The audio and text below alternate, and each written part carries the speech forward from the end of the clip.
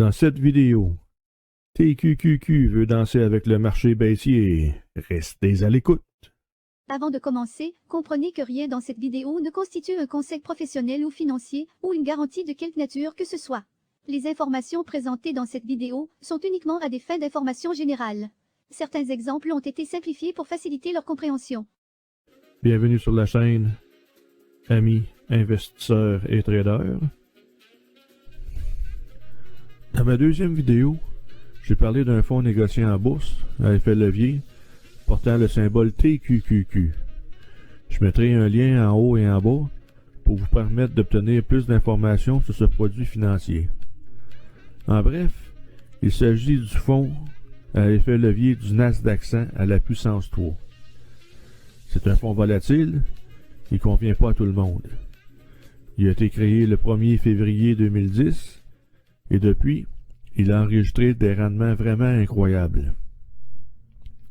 Je vais aller ici sur TradingView. C'est une plateforme très intéressante pour les investisseurs actifs.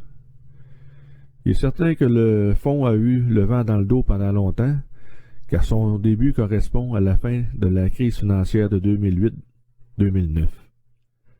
Cependant, il y a eu aussi des fluctuations assez fortes. Ça n'a pas tout le temps été rose. Comme en 2011, fin 2018, nous avons eu l'épisode de la COVID-19 en 2020 et en 2022, le fonds a perdu 79% de sa valeur. C'est là que ça devient très intéressant. Serait-il possible de profiter des baisses boursières sans trop de complications? La réponse est oui. Il existe l'inverse de TQQQ, qui mérite d'être mieux connu. Il s'agit du ProShares Ultra Pro Short, dont le symbole est SQQQ. Il s'agit de l'indice baissier Nasdaq 100 x 3. Autrement dit, lorsque l'indice Nasdaq perd 1%, SQQQ monte de 3%. C'est très intéressant. Lorsque l'économie semble incertaine, que les choses vont mal, qu'une situation mondiale ou nationale se dégrade, nous ne sommes pas obligés de rester investis à la bourse à long terme. Nous pouvons vendre, faire une pause et pourquoi pas gagner de l'argent lorsque le marché boursier baisse. D'autant plus que beaucoup d'entre nous détiennent des comptes enregistrés à l'abri de l'impôt.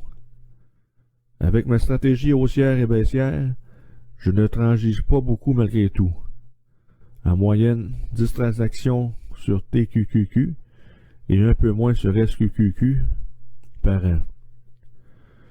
Je ne suis pas rivé sur mes écrans d'ordinateur toute la journée. Ça me permet d'avoir du temps de libre, de faire d'autres activités et d'avoir une belle qualité de vie. Je suis un investisseur à très long terme, même si la période de détention de mes ProShares ne peut durer que quelques jours. À quoi bon retirer de l'argent d'un compte de courtage lorsque les rendements sont bien supérieurs au taux d'emprunt d'un prêt immobilier à 4% ou d'un financement automobile à 7%. Chaque cas est différent, mais c'est une alternative. TQQQ et SQQQ sont de bons partenaires de danse, c'est sûr. Si l'un tombe, l'autre est là pour le rattraper. C'est plus facile à dire qu'à faire. Il faut avoir une stratégie gagnante, sinon c'est un peu le bordel. Mes recherches se basent principalement sur l'analyse quantitative et statistique.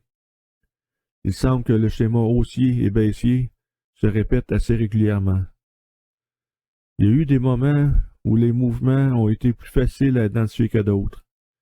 L'épisode de la COVID-19 a été, je pense, assez facile à confirmer que la situation économique était très instable. De plus, le Nasdaq avait tellement progressé fin 2019 que j'ai pu réaliser un bénéfice malgré la grande incertitude. À ce moment-là, je commençais à mettre ma stratégie en place. Je me disais que je me ferais jamais prendre comme en 2008-2009. C'est fou de perdre autant de rendement.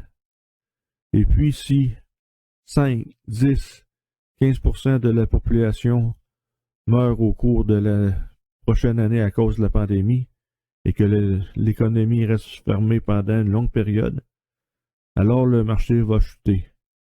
Peut-être pas à zéro, mais il était évident qu'il y aurait de grandes perturbations. SQQQ est une très belle opportunité pour profiter du marché baissier. On sait que le marché boursier ne monte pas tout le temps.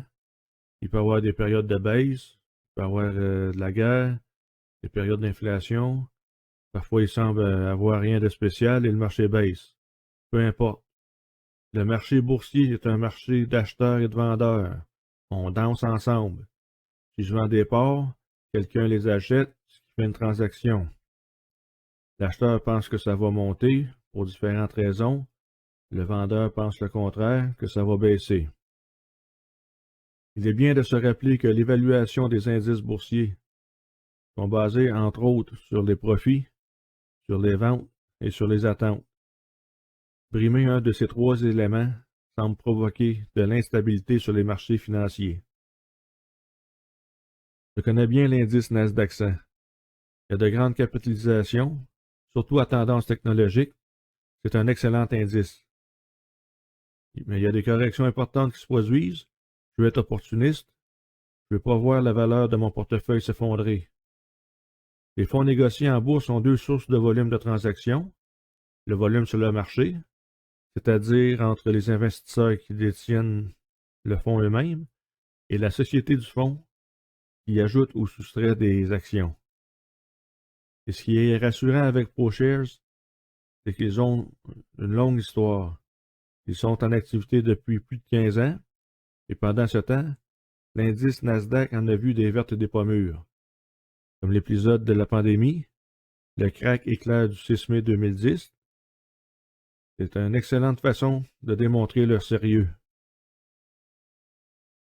Le côté sombre de SQQQ, c'est qu'il a été un désastre financier absolument fantastique sur le long terme, car l'indice Nasdaq a énormément progressé ces dernières années.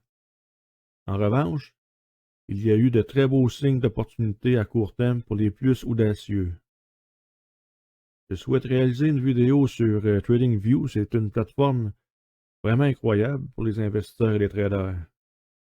Mes deux premières vidéos datent de 2023, et bon, ils n'ont pas réellement levé, mais si ça a aidé quelqu'un, tant mieux. J'aurais intérêt à partager mes connaissances, et en même temps, quand je regarde sur les réseaux sociaux, il semble si simple de générer de bons rendements.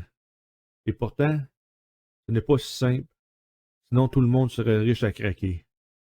Mais ici, sur la chaîne, je dis la vérité, il y a toujours un revers à une médaille.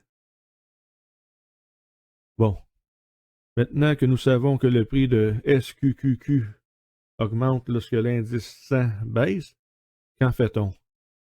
Au début, ça peut paraître déroutant, surtout lors du placement d'ordre. J'utilise des ordres à court limite, sauf dans de très rares cas où j'utilise un ordre au marché. Je laisse le marché venir vers moi, je ne fais pas l'inverse, je ne cours pas vers le marché. Ça ne fonctionne pas à tout coup, mais je dirais que c'est positif à 90%. Il m'arrive de rater une transaction à court limite.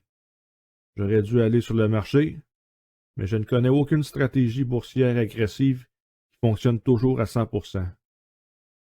Le sentiment de se dire « Ah, cette fois-ci, ce sera différent », non, ce n'est pas différent. Si c'est différent à chaque fois, c'est que la stratégie ou la recette n'est pas encore à jour ou à point. Je prends un bénéfice préétabli avec SQQQ. Mes analyses montrent que c'est plus rentable ainsi. Il est certain qu'au printemps 2020, la prise de bénéfice a été prématurée, mais c'est ma stratégie. Je la module légèrement au fil des ans pour ajouter des données, mais ce qui est arrivé dans le passé se produira possiblement dans le futur. C'est ma perception. L'avenir me donnera-t-il raison? On verra bien. Il faut de la liquidité pour acheter. Je vends mes parts de TQQQ pour acheter du SQQQ lorsque le marché semble avoir perdu sa dynamique haussière, puis lorsque la tendance semble repartir à la baisse. J'inverse ce produit. Je vends SQQQ pour acheter TQQQ. L'astuce consiste à identifier les points pivots. Certaines années, les points pivots ont été plus faciles à identifier que d'autres.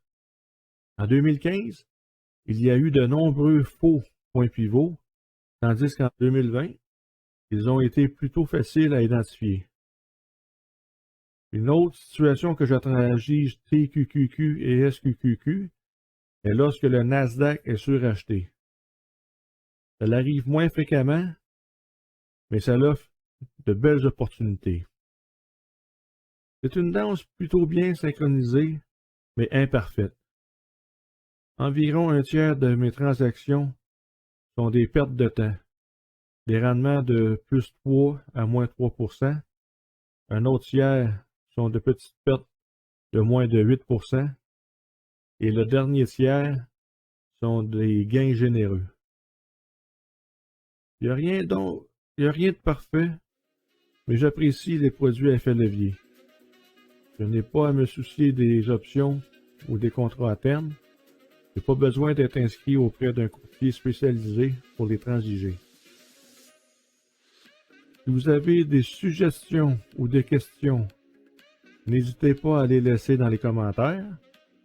Si vous avez apprécié la vidéo, pensez à vous abonner et à faire un pouce en l'air.